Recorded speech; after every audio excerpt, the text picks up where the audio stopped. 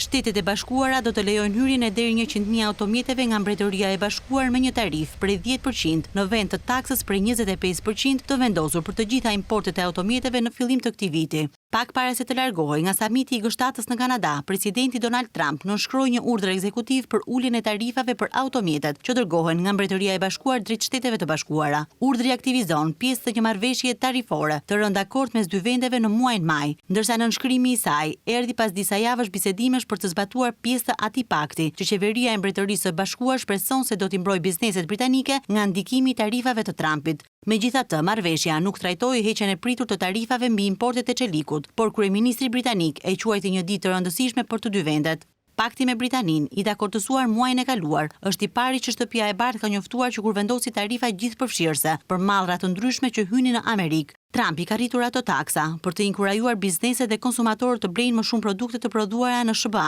Lëvizjet e tij shkaktuan trazira financiare dhe ngritën alarmin në të gjithë botën, përfshirë Mbretërinë e Bashkuar, ku prodhuesit e automjeteve dhe ata të çelikut mbështeten tek Shtetet e Bashkuara si një destinacion kyç për eksportet.